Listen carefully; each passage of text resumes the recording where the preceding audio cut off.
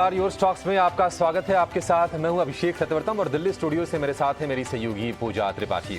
बाजार में आज हम देख रहे थे कमजोर शुरुआत हुई थी, लेकिन रिकवरी बेहद शानदार है और रिकवरी आई है बाजार के दिग्गज स्टॉक रिलायंस की बदौलत। रिलायंस में इस वक्त हम देख रहे हैं कि 1.5% के आसपास की तेजी है। कल 2.25% चला था ये शेयर और आज भी हम देख रहे हैं कि जबरदस्त रफ्तार दिखा रहा है रिलायंस का शेयर। आयशर मोटर भी चल रहा है, करीब 3% ये ऊपर है। अपोलो हॉस्पिटल यहां पर भी हम अच्छी तेजी देख रहे हैं नतीजों के बाद और 2.5% मजबूत हुआ है ये शेयर। अडानी एंटरप्राइजेज कल नतीजे आए थे, नतीजे अच्छे आए थे और कल भी हमने शेयर में तेजी देखी थी सेकंड हाफ में नतीजों के बाद, और आज भी ये शेयर इंडेक्स को मजबूती देने का काम भी कर रहा है। लेकिन दूसरी ओर कल जो शेयर चल रहे थे आज वहां पर थोड़ी सी प्रॉफिट टेकिंग है। आईटीसी में कल हमने तेजी देखी थी, आज ये टॉप लूजर है करीब 2% की गिरावट के साथ। इसके अलावा एचयूएल भी नरम है और एलएनटी में भी हम देख रहे हैं कि अब 1% की गिरावट के साथ कारोबार हो रहा है। लेकिन इस वक्त एक बड़ी खबर आ रही है यस बैंक को लेकर, और इस बड़ी खबर पर हमारे साथ जुड़ गए हमारे सहयोगी अंकुर मिश्रा। अंकुर, बताइए क्या जानकारी है आपके पास? जी हाँ, यस बैंक से जुड़ी खबर हमारे पास है कि जो सीओओ थी अनीता पाई, उन्होंने अपने पेपर्स डाल दिए, यानी कि कंपनी से इस्तीफा दे दिया है। और ये जो इस्तीफा है करीब 10 दिन पहले दिया गया था और अभी हमें जो जानकारी मिली है कि उनकी जगह नए सीओओ को भी आइडेंटिफाई कर लिया गया है और इनका नाम सचिन रावत है, जो पहले जो रिटेल और कॉर्पोरेट ऑपरेशंस थे उनके कंट्री हेड थे, अब उनको सीओओ बनाया जा रहा है। ये जो बैंक में रिस्ट्रक्चरिंग हो रही है ये तब हुई है जब से राजन पेंटल को एग्जीक्यूटिव डायरेक्टर बैंक में अपॉइंट किया गया था और उसके बाद ये रेजिग्नेशन सामने आया है। अब देखना ये होगा कि इससे किस तरीके से ऑपरेशंस उन्होंने आगे अलाइन किए हैं, क्योंकि बैंक के सूत्र हमें ये भी बता रहे हैं कि जो सीओओ की रिस्पॉन्सिबिलिटीज थी उनमें भी थोड़ा सा बदलाव किया गया है। लेकिन अभी के लिए ये बड़ी खबर यही है कि जो सीओओ थी बैंक की, उन्होंने अपना इस्तीफा दे दिया है। शुक्रिया अंकुर। यस बैंक से जो भी अपडेट्स आएंगे आगे उससे आपको हम रूबरू जरूर करवाएंगे, लेकिन एक बड़ा डेवलपमेंट, क्योंकि मैनेजमेंट के लेवल पर कुछ भी बड़े बदलाव होते हैं तो बैंक के ऑपरेशंस पर भी उसका असर निश्चित तौर पर पड़ता है। और यस बैंक लगातार खबरों में रहा है और चीफ ऑपरेटिंग ऑफिसर अनीता पै ने इस्तीफा दिया है और रिटेल बैंकिंग के जो कंट्री हेड थे रिटेल ऑपरेशंस के सचिन राउत, उनको नया सीओओ बनाया गया है। और राजन पेंटल के ईडी बनने के बाद बैंक में ये रिस्ट्रक्चरिंग भी हम देख रहे हैं। तो यस बैंक की स्टॉक को आगे हम थोड़ा एनालाइज करेंगे और समझेंगे कि अब 16.5 रुपए के आसपास हो गया है, 22 रुपए के स्तरों से गिरते गिरते फिर से, तो आपकी रणनीति क्या होनी चाहिए ये भी जानेंगे। और अगर इससे जुड़ी कोई और अपडेट आते हैं बैंक के ऑपरेशंस को लेकर वो भी हम समझेंगे। फिलहाल ये बड़ी एक्सक्लूसिव खबर है सूत्रों के हवाले से जो कि अंकुर आपके लिए लेकर आ रहे थे। लेकिन चलिए अब चर्चा को आगे बढ़ाएंगे और यूएस स्टॉक्स में आपके सवालों के जवाब हम लेंगे अपने एक्सपर्ट्स के जरिए। लेकिन उसके पहले आपको सवाल पूछने का हम तरीका भी बता देते हैं। तो रोज की तरह हमारा फोन नंबर आपकी स्क्रीन पर लगातार फ्लैश हो रहा है स्क्रीन की ऊपर साइड पर, और अगर आप सोशल मीडिया पर 18 स्वदेश को देख रहे हैं तो हमारे तमाम प्लेटफॉर्म्स फेसबुक, ट्विटर या फिर इंस्टाग्राम पर जाकर भी अपनी क्वेरीज हम तक आप शेयर कर सकते हैं और हम कोशिश करते हैं कि आपके सभी सवालों को शो में जरूर शामिल करें। और आज आपके सवालों के जवाब देने के लिए हमारे साथ हमारे खास मेहमान प्रॉफिट मार्ट सिक्योरिटीज के अविनाश गोरक्षकर और एंजल वन की स्नेहा सेठ। अविनाश जी और स्नेहा, आपका बहुत शुक्रिया, स्वागत है 18 स्वदेश पर। स्नेहा, शुरुआत आपसे करना चाहेंगे। कल हमने देखा था कि बाजार में रिकवरी का एक सेशन हमने देखा, लेकिन कल ब्रॉड बेस्ड रैली नहीं थी स्नेहा, और कल भी रिलायंस ने हेल्प की थी, रिलायंस आज भी हेल्प कर रहा है। हालांकि आज अच्छी चीज यह है कि आज जो रैली है थोड़ी सी ब्रॉड बेस्ड है। आज बाजार में रिकवरी कहेंगे, रैली तो नहीं कहेंगे। आज जो रिकवरी है उसमें देख रहे हैं कि चढ़ने वाले शेयरों की संख्या स्नेहा ज्यादा है, लेकिन कुछ शेयर जो है डोमिनेट कर रहे हैं, उसमें से आयशर, रिलायंस, टाटा स्टील भी आज चढ़ रहा है। आप इंडेक्स की आज रेंज क्या देख रही हैं? 17,900 के ऊपर तो आ गए हैं, आपको लगता है कि रिकवरी थोड़ी सी और एक्सटेंड होगी यहां से? Very good morning Abhishek ji. अगर आप एक्सटेंड होने की काफी ज्यादा चांसेस है, बिकॉज अगर आप देखिए ऑप्शंस डेटा आज के लिए तो 17,800 के पुट में हाईएस्ट ओपन इंटरेस्ट कंसंट्रेशन है, बट अगर आज के दिन सेशन में देखेंगे तो मॉर्निंग से ही 17,900 की पुट्स काफी एक्टिव हो गई है, तो वहां पे फ्रेश राइटिंग आ रही है, विच मींस कि थोड़ा सा ट्रेडर्स अभी एक्सपेक्ट कर रहे हैं कि जो अपसाइड मूव है वो कंटिन्यू हो सकता है। 18,000 का लेवल्स है वो इंपॉर्टेंट है, लगता है करके कि ये रैली कंटिन्यू हो सकता है टुवर्ड्स 18,000, तो 18,000 के बाद वहां से अगर सरपास होता है, सस्टेनेबल मूव आता है, that will be important to watch out. तो अभी के लिए अगर इंट्राडे में कोई भी डिप्स आती है अराउंड 17,850 17,870 के आसपास, वहां पे आप लॉन्ग करके ट्रेड कर सकते हैं फॉर द टारगेट ऑफ 18,000, और जो स्टॉप लॉस है that should be maintain around 17,800।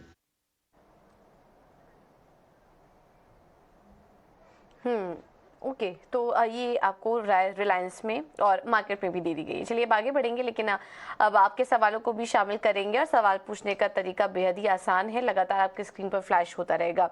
और इस बीच पहले दर्शक भी हमारे साथ जुड़ चुके हैं व्हाट्सएप के जरिए। पहला सवाल हमें आया है उत्तर प्रदेश से दीपक का, और इनका सवाल ऑन मोबाइल पर है।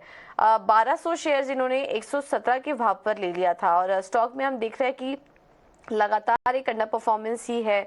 कुछ अगर फंडामेंटली भी देखेंगे तो कंपनी का प्रदर्शन भी लगातार खराब ही देखने को मिल रहा है, और उसका असर हम स्टॉक प्राइस में भी देख रहे हैं। पिछले एक महीने में ही स्टॉक में करीब 30% की गिरावट देखने को मिल चुकी है, और इनकी भी खरीदारी काफी ऊपरी स्तर पर नजर आ रही है, जिससे कि नुकसान भी इनको करीब 52,000 का हो रहा है स्टॉक में।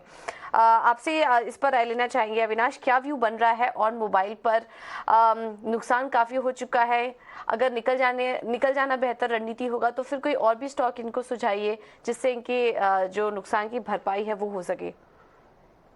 गुड मॉर्निंग पूजा। मुझे लग रहा है कि आपने सही कहा कि देखिए ऑन मोबाइल का जो Q3 का परफॉर्मेंस था वो बहुत ही कमजोर आया है, और कमेंट्री भी काफी वीक है, तो इसलिए शेयर में बहुत सिग्निफिकेंट डाउनसाइड हमने शॉर्ट टर्म में देखने को मिली है। मुझे नहीं लग रहा है कि अगले 1-2 क्वार्टर्स के लिए कोई बड़ी रिकवरी आएगी, क्योंकि देखिए मैं समझता हूँ कि कम से कम 1-2 क्वार्टर्स कंपनी के लिए काफी चैलेंजिंग रहेंगे। तो मेरे हिसाब से अगर इनका नजरिया एकदम शॉर्ट टर्म है तो निकल जाए, अगर इनका नजरिया कम से कम 1.5-2 साल का है तो ही यहाँ पे निवेशित रहिए। मेरी राय में तो ये अगर स्विच करना चाहे तो बैंकिंग में federal bank as well as IDFC first bank, जो हम आपके चैनल पे पहले भी कह चुके हैं, ये बहुत अच्छे विकल्प है, और यहाँ पे मुझे लग रहा है कि रिस्क रिवॉर्ड ऑन मोबाइल के मुकाबले में काफी सिग्निफिकेंटली अच्छा रहेगा। ठीक है, चलिए अब आगे जोड़ेंगे। भोपाल से महेंद्र हमारे साथ हैं। महेंद्र जी नमस्कार, पूछे क्या जानना है आपको? सर नमस्ते, महेंद्र बोल रहा था भोपाल से। जी सर बताइए। सर मेरे पास बालाजी अमाइंस है सर, 3,500 के रेट का सर, 10 शेयर है मेरे पास सर। बालाजी अमाइंस आपके पास है, 3,500 रुपए के भाव के लिए है, 2,132 रुपए पर ट्रेड किया है, और हमने देखा है कि ये शेयर काफ़ी उतार चढ़ाव भी झेले हैं हालांकि इसने, लेकिन कहीं अब जो रिकवरी थोड़ी बहुत आई है वो सस्टेन कर नहीं पाई है, और लगातार इसी लेवल से आपके जो खरीद भाव है वहाँ से तो हमने कभी देखा नहीं इसको संभलते हुए। अविनाश जी, बालाजी अमाइंस आपका क्या व्यू होगा? क्योंकि 6-7 महीने से लगातार हम देख रहे हैं कि ये शेयर फिसलता ही जा रहा है, संभलेगा या फिर अभी और कठिनाई होगी? देखिए मुझे लग रहा है कि अभिषेक, जो तीसरे तिमाही के रिजल्ट्स आ गए वो उम्मीद से काफी कमजोर आ गए, और हमको लग रहा है कि आने वाले 3 से 6 महीने के लिए जो बिजनेस आउटलुक है वो काफी चैलेंजिंग रहेगा। मेरे ख्याल से देखिए अगले 6 महीने के लिए हमको नहीं लग रहा है कोई बड़ी अपसाइड आएगी। मार्केट ने भी प्राइस में ऑलरेडी ये फैक्टर इन किया है कि आने वाले 6 महीने के लिए तो अर्निंग्स ग्रोथ का थोड़ी सी डेफिनेटली इम्पैक्ट होगी। अगर इनका नजरिया 12 से 18 महीना है तो ही ये होल्ड करिए, और ऑलरेडी इन्होंने काफी पैसा तोड़ा है, तो मैं समझता हूँ कि अगले 3-6 महीने में अगर ये स्टॉक हिलता नहीं है तो डेफिनेटली इसमें फिर आपको निकलने की राय मुझे देनी पड़ेगी। बट ओवरऑल अभी का पोजीशन अगर हम देखें तो मैनेजमेंट ने सम काइंड ऑफ होप जताया कि आने वाला साल, दैट इज FY24 में होपफुली प्राइसेस बढ़ेंगे, रियलाइजेशंस थोड़े से अच्छे होंगे, तो फॉर द टाइम बिंग ये होल्ड करे, बट इसमें शॉर्ट टर्म में कोई बड़ी अपसाइड आएगी ऐसा लग नहीं रहा है। ओके, तो होल्ड करिए, लेकिन थोड़ा समय आपको देना पड़ेगा बालाजी अमाइंस में, ये राय आपको दी जा रही है। चलिए अब अगला सवाल ले लेते हैं, और ये ट्विटर पर प्रशांत ने हमें भेजा है। उनका सवाल है लेमन ट्री होटल पर 200 शेयर 77 के भाव पर इन्होंने लिया हुआ है। इनकी खरीदारी के पास ही स्टॉक कारोबार कर रहा है, हाल ही की खरीद भी लग रही है इनकी लेमन ट्री में। स्नेहा आप राय दीजिए, लेमन ट्री में क्या करें?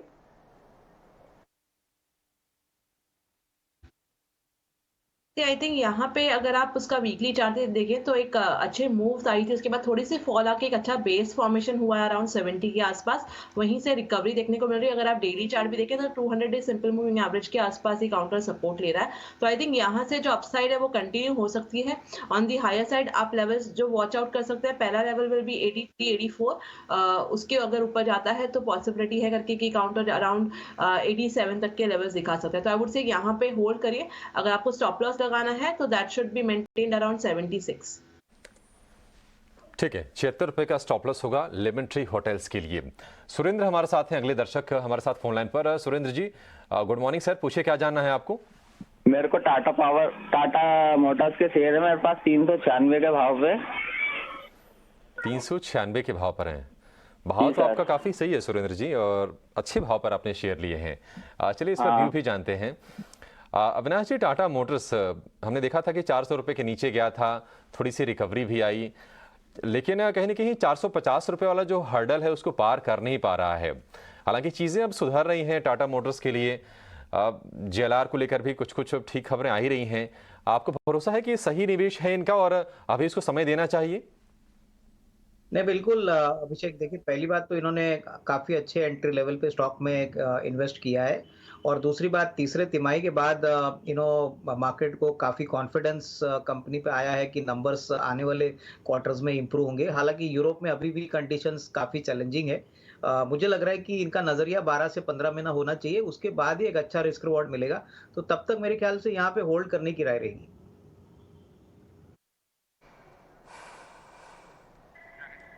ठीक है, तो ये राय आपको टाटा मोटर्स पर दे दी गई। चलिए आगे बढ़ते हैं, और इंस्टाग्राम पर सवाल आया है नंदू का, टाटा स्टील पर इनका सवाल है। टाटा ग्रुप की एक और कंपनी पर सवाल आया, और इनकी जो खरीदारी है ये 200 शेयर्स इन्होंने 122 के भाव पर लिया हुआ है, और ये भी जो स्टॉक है इनके माफी चाहिए 122 के भाव पर लिया है, और इस वक्त 110 के पास स्टॉक कारोबार कर रहा है। तो हल्का नुकसान हो रहा है इनको इस स्टॉक में। हालांकि आज टाटा स्टील में हल्की तेजी है, लेकिन पिछले काफी समय से हम देख रहे हैं कि मेटल स्टॉक्स में काफी ज्यादा उतार चढ़ाव भी बना हुआ था। बहरहाल अगर एक महीने का टाइम फ्रेम देखें तो करीब करीब 8% की गिरावट भी स्टॉक में देखने को मिली है। स्नेहा, आपसे राय लेना चाहेंगे, टाटा स्टील पर आगे की चाल आप कैसी देख रही हैं? क्योंकि इन्होंने जब एंट्री की स्टॉक में उस लेवल से तो नीचे ही आ रहा है लगातार स्टॉक। अभी क्या करेक्शन खत्म हो चुका है, यहाँ से रिकवरी की उम्मीद की जाए या फिर थोड़ा और समय देना होगा टाटा स्टील को?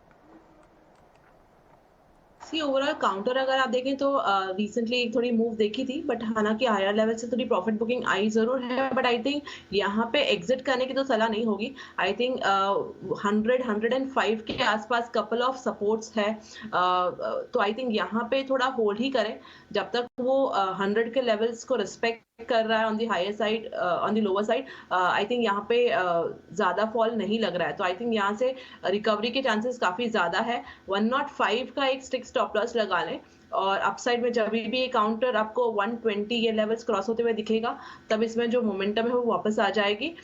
तो आई वुड से करके कि यहाँ पे 115 से 120 ये जोन पे थोड़ा सा एक हर्डल्स है, बट आई थिंक यहाँ पे जिस तरह की रिकवरी ओवरऑल मेटल इंडेक्स जो करेक्ट हुआ है और थोड़ी सी रिकवरी हमें इंडेक्स में देखने को मिल रही है, तो यहाँ पे भी आपको दिखेगा कि टाटा स्टील में भी यहाँ से थोड़ा सा मे बी 105 का आप स्ट्रिक्ट स्टॉप लॉस लगा लें, बट यहाँ से चांसेस ज्यादा है करके कि अपसाइड की मूव आएगी। रिस्क रिवॉर्ड रेशियो ये लेवल्स पे काफी ठीक है, तो आई वुड से इसे होल्ड करें। ठीक है, टाटा स्टील में रिस्क रिवॉर्ड रेशियो अच्छा है, इसको होल्ड करने की सलाह है। जयपुर से रुचि हमारे साथ हैं। रुचि नमस्कार, कौन सा शेयर है आपके पास और क्या सलाह चाहिए? ये इंडियन ओवरसीज के 14,000 शेयर हैं 25 के भाव पर। इंडियन ओवरसीज बैंक के 14,000 शेयर आपके 25 के भाव पर हैं? के भाव पर 32 के भाव पर, 32 रुपए के भाव पर। ठीक है अविनाश जी, इंडियन ओवरसीज बैंक या फिर बाकी जो बैंक्स थे छोटे साइज वाले, सबकी कहानी सेम थी कि अक्टूबर नवंबर के बाद जो रफ्तार पकड़ी, ये शेयर 15-17 रुपए का था, ये 34-35 रुपए के आसपास पहुंच गया था, और अब देखिए ऊपरी स्तरों से करेक्ट करते करते 36 वाला शेयर फिर से 26 का हो गया है। डर लगना थोड़ा स्वाभाविक है, डरना चाहिए या नहीं? अभी होल्ड करके रखें या फिर यहाँ से जो भी प्रॉफिट हो रहा है उसको वसूल लें और कहीं और शिफ्ट कर जाएं? नहीं, मेरे ख्याल से अभिषेक यहाँ पे पोजीशंस होल्ड करें, क्योंकि देखिए सरकारी बैंक्स में प्रॉफिटेबिलिटी का जो ट्रेंड है वो बहुत ही सिग्निफिकेंटली हमने पिछले 2 क्वार्टर्स में देखा है। और मुझे लग रहा है कि क्रेडिट ग्रोथ अगर 15-16% है और एसेट क्वालिटी है तो उसको डेफिनेटली मुझे लग रहा है कि आने वाले दिनों 12 से 15 में अच्छी खासी कमाई। तो हालांकि थोड़ा सा स्लो रहेगा, डेफिनेटली यहाँ पे एक रिस्क रिवॉर्ड करंट लेवल से काफी अच्छा लग रहा है, तो मैं होल्ड करने की राय दूंगा। अब फिलहाल कॉस्ट की पोजीशन ना काटें।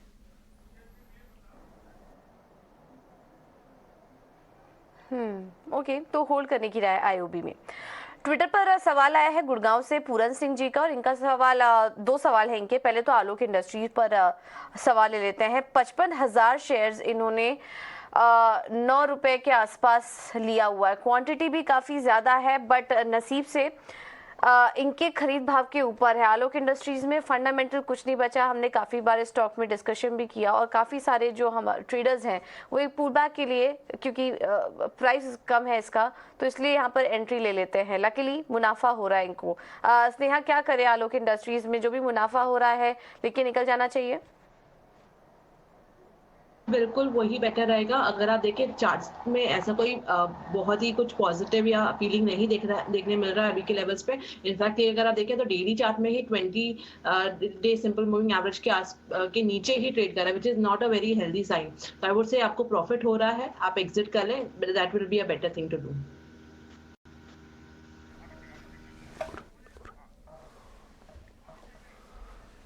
ठीक है, चलिए आगे बढ़ेंगे।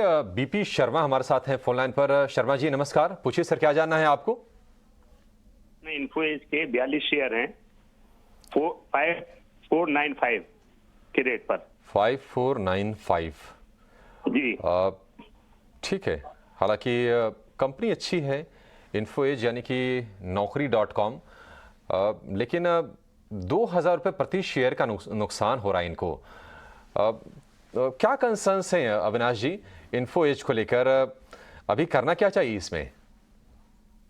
नहीं, इनफैक्ट देखिए अभिषेक, कंपनी तो काफी अच्छी है, लेकिन इन्होंने बहुत ही ऊपरी लेवल पे ये स्टॉक खरीदा है। वैल्यूएशंस अभी भी इस लेवल पे काफी एक्सपेंसिव है, और मुझे लग रहा है कि जिस प्रकार का परफॉर्मेंस Q3 में आया है और मैनेजमेंट की कमेंट्री आई है, मुझे लग रहा है कि देखिए at least in the short term कोई बड़ी अपसाइड आएगी ऐसा लग नहीं रहा है। इनका नजरिया अगर 1.5-2 साल का है तो ही ये होल्ड करे, क्योंकि इनका जो मेन बिजनेस है वो बेसिकली स्टार्टअप्स और नई बिजनेसेस को वो नर्चर करते हैं और उसके बाद वैल्यू अनलॉकिंग करते हैं। इनके पास जोमेटो की भी स्टेक थे जो इन्होंने पहले बेचे थे।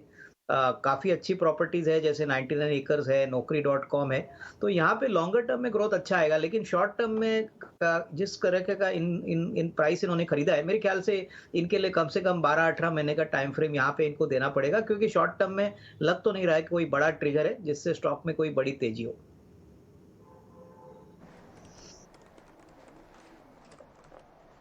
ओके, ठीक है। तो ये राय आपको इन्फो एज में दे दी गई है। ट्विटर पर सवाल आया है सतीश जी का। ट्राइडेंट के स्टॉक है इनके पास, 200 शेयर्स 11 के भाव पर लिया हुआ था इन्होंने, और काफी अच्छे लेवल पर था।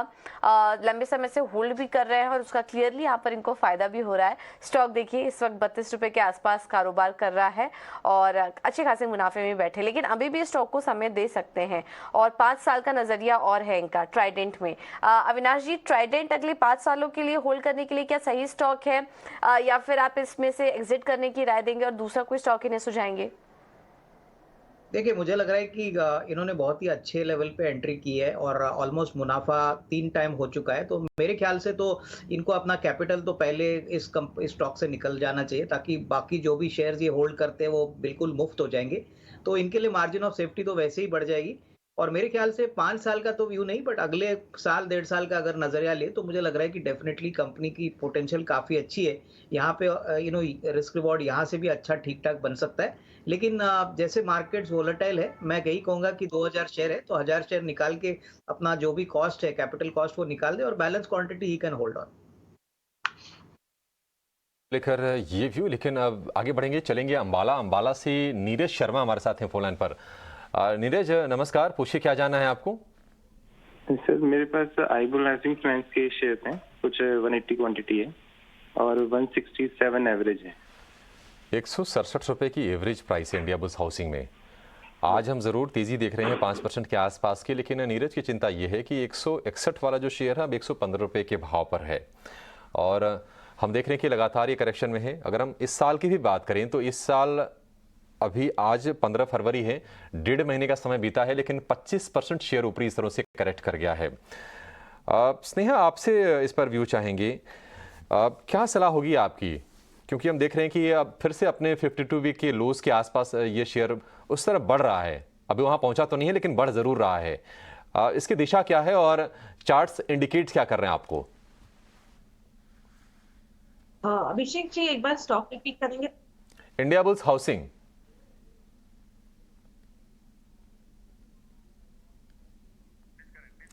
इंडियाबुल्स हाउसिंग, अविनाश जी आप ही व्यू दीजिए, फिर इस पर एक टेक्निकल चेक लेंगे।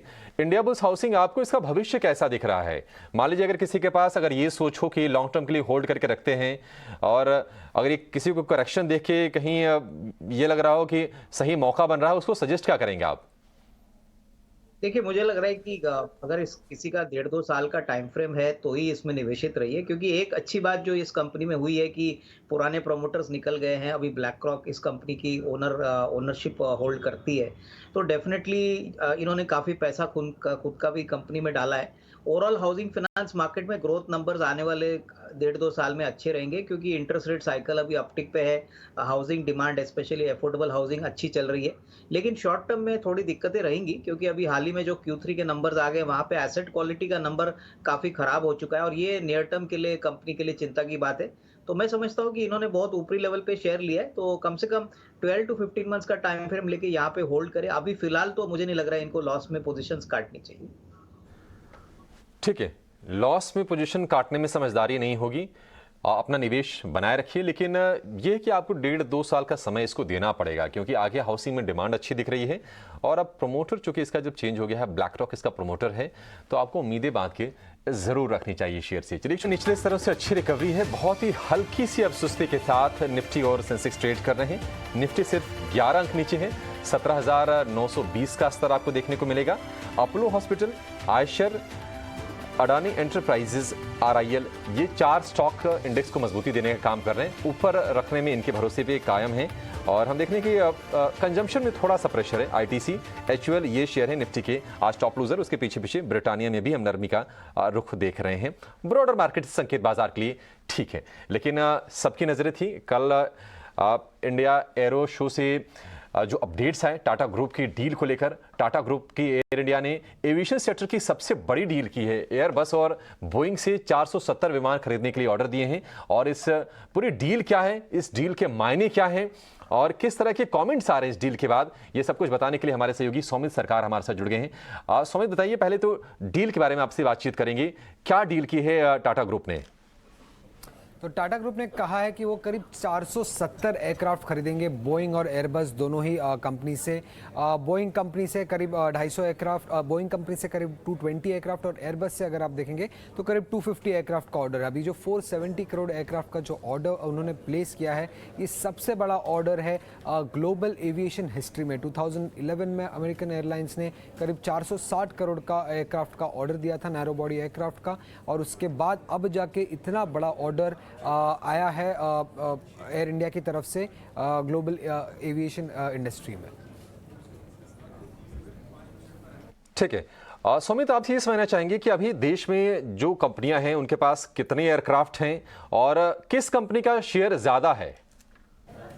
अगर आप देखेंगे तो अभी इंडियन एविएशन इंडस्ट्री में करीब 650 टोटल एयरक्राफ्ट्स है इंडिया में, और उसमें से सबसे बड़ा शेयर ऑब्वियसली इंडिगो के पास है, करीब 302 एयरक्राफ्ट है उनके पास। टोटल टाटा ग्रुप जो है, जो कि जिसमें एयर इंडिया आ जाता है, विस्तारा और एयर एशिया, इन तीनों को मिला के अगर हम देखेंगे तो 230 एयरक्राफ्ट है इनके पास। और बाकी छोटे मोटे एविएशन कंपनी जैसे कि गो फर्स्ट, स्पाइस जेट और छोटे रीजनल कंपनीज को मिला के करीब 118 एयरक्राफ्ट हो जाते हैं इंडिया में। और मार्केट शेयर भी अगर आप देखेंगे एविएशन इंडस्ट्री का, तो इंडिगो उसमें लीड कर रहा है, करीब 55% मार्केट शेयर है इंडिगो के पास इसमें इंडिया में। और एयर इंडिया ग्रुप जिसमें विस्तारा, एयर इंडिया और एयर एशिया आ जाता है, उनका कंबाइंड मार्केट शेयर करीब 26% के आसपास है। स्पाइस जेट का 7.4%, गो फर्स्ट का 7.3% और बाकी छोटे मोटे एयरलाइंस का करीब 4.5% का मार्केट शेयर बनता है इंडियन एविएशन इंडस्ट्री में करीब। सुमित, हम देख रहे हैं कि इस डील के बाद काफ़ी ज़्यादा उत्साह है, काफ़ी प्रतिक्रियाएं आ रही हैं और सोशल मीडिया पर भी काफ़ी ज़्यादा चर्चा है इस डील की, क्योंकि अभी तक एविएशन स्पेस में किसी एक कंपनी ने इतनी बड़ी डील की नहीं थी ग्लोबली अगर हम बात करें तो।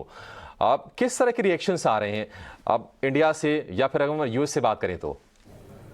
अगर आप देखेंगे तो ऑब्वियसली इतना बड़ा एक टाइम पे इतना बड़ा ऑर्डर कोई भी एयरलाइन कंपनी ने नहीं दिया है, बट अगर कंबाइंड वे में देखेंगे तो इससे भी बड़े ऑर्डर्स दिए हैं, जैसे कि इंडिगो के अगर आप देखेंगे तो करीब 500 एयरक्राफ्ट के ऑर्डर्स है, बट एक टाइम पे सबसे बड़ा ऑर्डर ये टाटा ग्रुप ने दिया है। इसकी वजह से जो बाइडेन जो कि यूएस के प्रेसिडेंट है, उन्होंने भी कहा है कि ये सबसे बड़ा डील है, जिसकी वजह से करीब 10 लाख जॉब्स क्रिएट हो सकते हैं यूएस में अक्रॉस 44 स्टेट्स। तो ये काफ़ी बड़ा ऑर्डर है, इसके वजह से जो इंडिया और यूएस के टाइज है वो भी स्ट्रेंथन हो सकते हैं।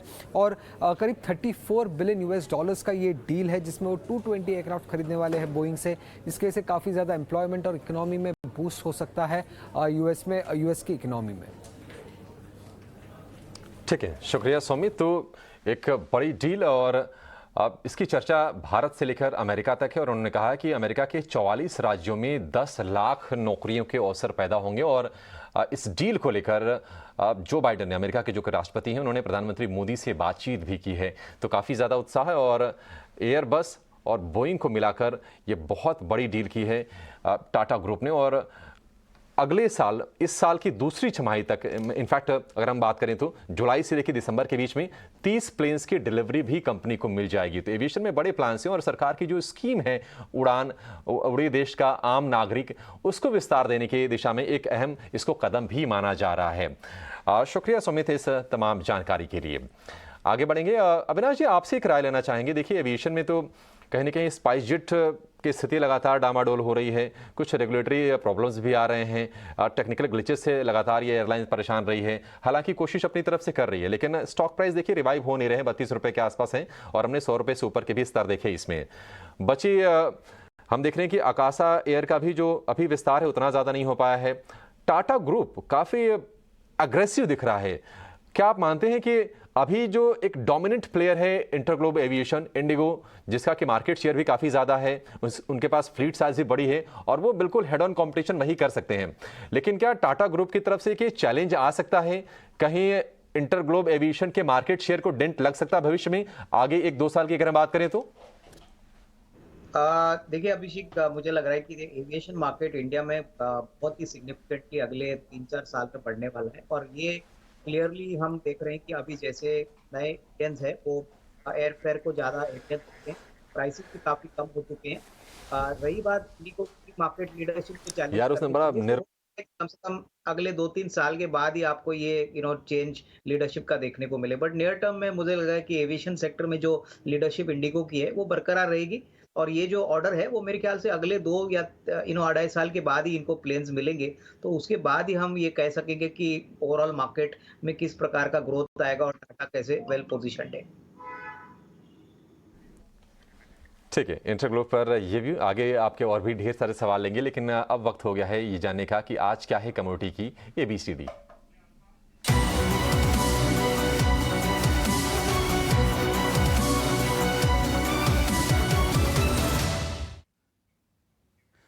कमोडिटी की ABCD में आज हम बात करने वाले हैं जिंक मिनी फ्यूचर्स की।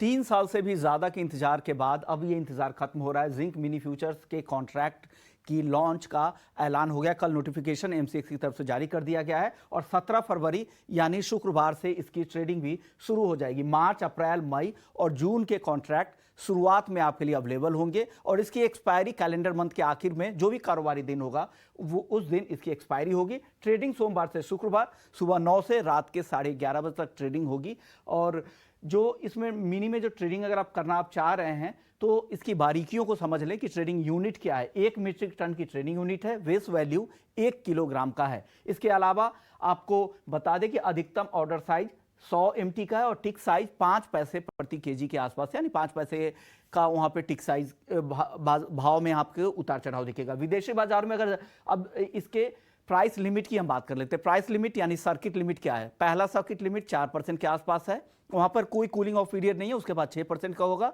फिर उसके बाद 15 मिनट के कूलिंग ऑफ पीरियड के बाद 9% का सर्किट लगेगा।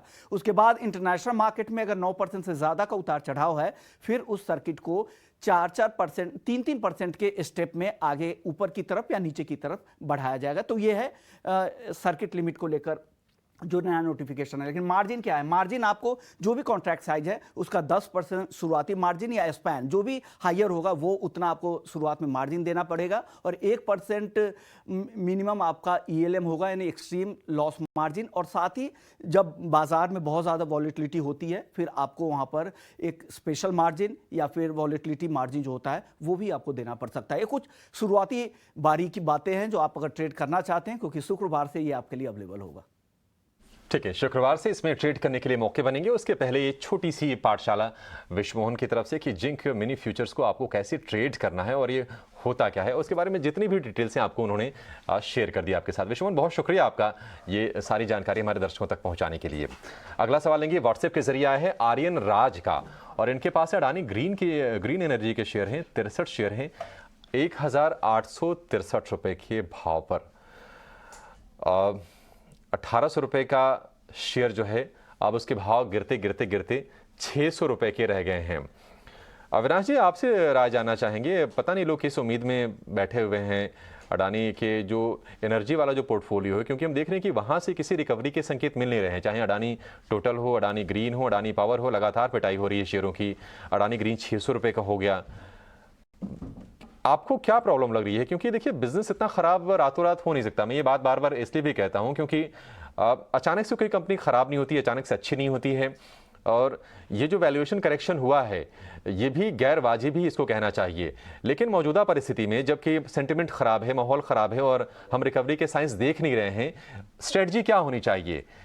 600 वाला 600 का रहेगा, इसकी भी कोई गारंटी है नहीं। आपका व्यू क्या होगा अभी?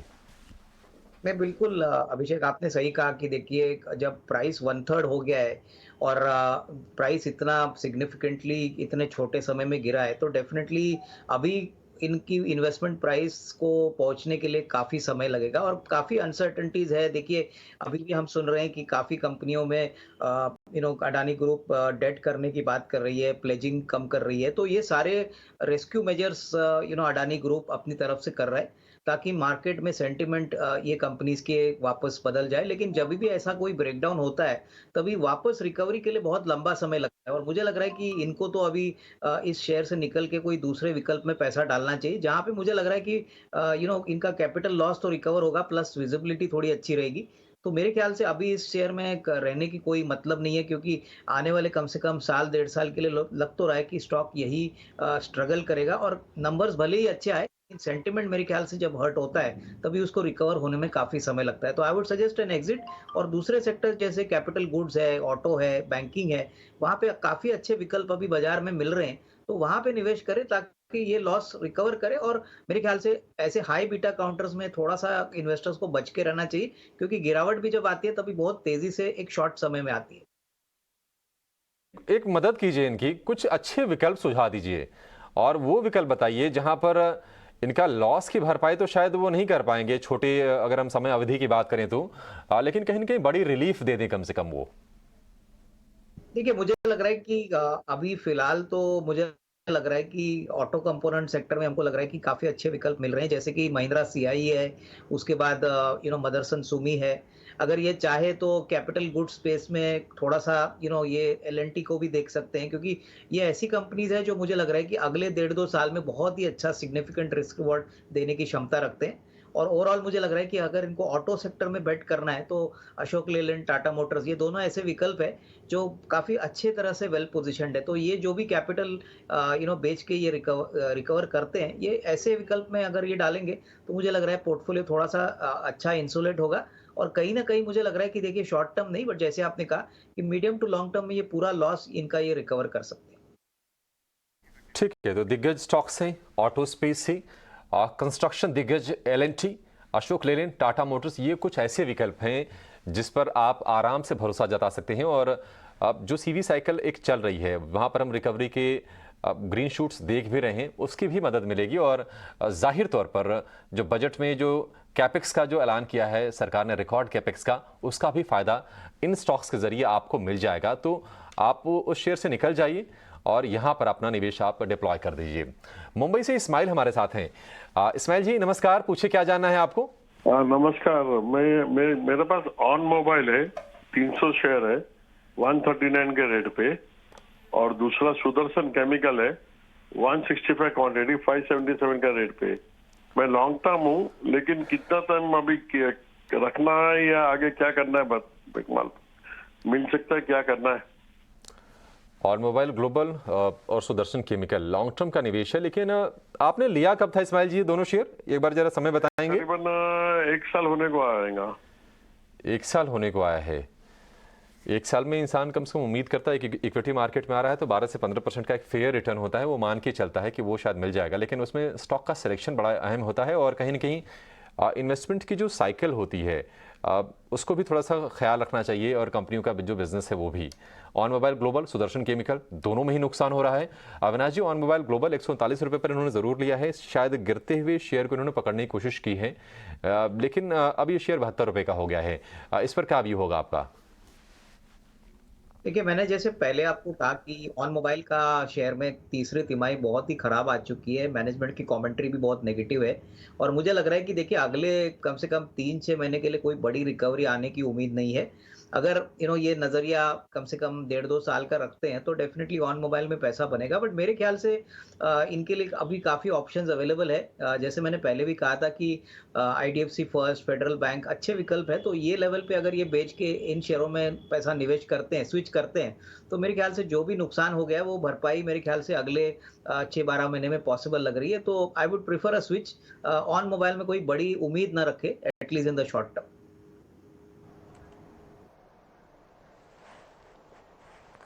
ठीक है, तो ऑन मोबाइल में आपको राय दे दी गई। चलिए अब आगे बढ़ेंगे, और अब बेंगलुरु से सुशील जी हमारे साथ जुड़े हैं फोन लाइन के जरिए। सुशील जी नमस्कार, क्या सवाल है आपका, पूछिए। सुशील जी हमारे साथ जुड़े हैं फोन लाइन के जरिए। सुशील जी नमस्कार, क्या सवाल है आपका, पूछिए। हेलो हेलो जी सुशील जी पूछिए अपना सवाल। सवाल मेरा है कि टाटा केमिकल के शेयर मेरे पास में 400, रेट है 1055 रुपया। ओके, कितने समय के लिए लिया था आपने ये? तो मैंने लॉन्ग टर्म का मानी तो अभी दो महीना हुआ हमारे उनको लिए, अभी 2 महीना हुआ है।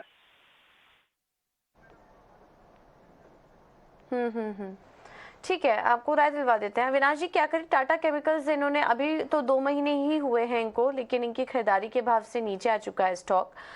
करीब 16,000 का नुकसान भी हो रहा है, बट समय दे सकते हैं इस स्टॉक को टाटा केमिकल्स में अगर बात करें तो। क्या सजेस्ट करेंगे? टाटा केमिकल्स लॉन्ग टर्म के लिए होल्ड करने के लिए सही चुनाव है इन स्तरों पर? क्योंकि हम देख रहे हैं कि एक दायरे में ही पिछले काफ़ी समय से कारोबार कर रहा है, और अगर 6 महीने का चार्ट देखेंगे तो 100 अंक टूट भी चुका है स्टॉक। बट इन स्तरों पर क्या होल्ड करना सही होगा टाटा केमिकल्स को?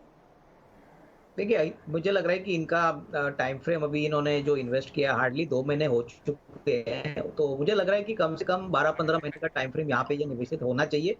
देखिए, टाटा केमिकल्स के नंबर्स 3 से तिमाही के काफ़ी अच्छे आ गए हैं। अभी भी जो सोडा ऐश का जो प्राइस ट्रेंड है, जो इनका मेन बिजनेस है, वो बहुत ही अच्छी तरह से अप ट्रेंड में दिख रहा है। दूसरी बात, ये लिथियम बैटरीज में भी अभी अगले 1.5-2 साल में उतरेंगे, तो डेफिनेटली आने वाले 1.5-2 साल इनके लिए काफ़ी अच्छे रहने की उम्मीद है। तो मेरे ख्याल से एक टाइम फ्रेम थोड़ा लंबा रखिए और यहाँ पे निवेशित रहिए। शॉर्ट टर्म में डेफिनेटली स्टॉक में कोई बड़ी हलचल होगी ऐसा लग नहीं रहा है, लेकिन हाँ, अगर 12 से 15 महीने का टाइम फ्रेम लेके ये होल्ड करते हैं तो अच्छा निवेश का रिस्क रिवॉर्ड मिल सकता है। ठीक है, टाटा केमिकल पर ये व्यू, लेकिन एक नज़र बाजार पर डालेंगे क्योंकि बाजार रिकवरी दिखाकर अब बाकायदा हरे निशान में आ गया है। निफ्टी है 17,950 के आसपास, हल्की सी तेज़ी है, लेकिन अगर आप नीचे से देखेंगे तो आपको रिकवरी बड़ी दिखेगी। यही स्थिति निफ्टी बैंक की है, अब फ्लैट है।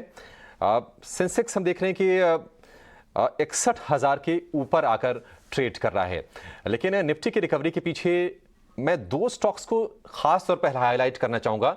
आयशर मोटर्स आज 4% ऊपर है और ये निफ्टी का टॉप गेनर है। इसके नतीजे भी आए थे, लेकिन उसके पहले ही कल सुबह ईटीनो स्वदेश के मैनेजिंग एडिटर निकुंज डालमिया ने बता दिया था कि आयशर मोटर्स पर आपको नजर रखनी चाहिए। निकुंज की नजर हमारा खास सेगमेंट होता है 8:15 पर और सुबह 9:05 पर, उसमें आपको ये राय दे दी गई थी। इस पर आपको खास तौर पर बिल्कुल क्लियर कट भाषा में आपको बोला गया था कि आयशर मोटर्स पर नजर रखिए।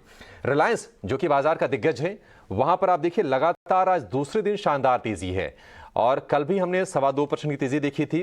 आज 1.25% के आसपास की तेजी है, यानी कि 2 दिन में ये 4% से ज्यादा ये शेयर चल गया है और 23-23.5 रुपए के आसपास के भाव थे। और उस वक्त निकुंज ने बिल्कुल इस पर जोर देकर कहा था कि रिलायंस वो शेयर है जिस पर आपको अब नजर रखना चाहिए, अपनी फोकस लिस्ट में इसको शामिल कर लीजिए। और आज ये दोनों शेयर न सिर्फ चल रहे हैं बल्कि इंडेक्स को सपोर्ट कर रहे हैं, बाजार का जो मूड मोमेंटम है उसको भी सहारा देने का काम कर रहे हैं। और ईटीनो स्वदेश के दर्शकों की झोली तो खैर भरी रही है। अगर आपने वो रिकमेंडेशन सुन के अगर आपने कोई ट्रेड लिया होगा या फिर अपने पोर्टफोलियो में शामिल किया होगा निवेश के लिए, तो आपको फायदा हो रहा होगा और आप खुश हो रहे होंगे निश्चित तौर पर। ये दोनों शेयर, रिलायंस पर एक व्यू लूंगा आपसे मैं अविनाश जी।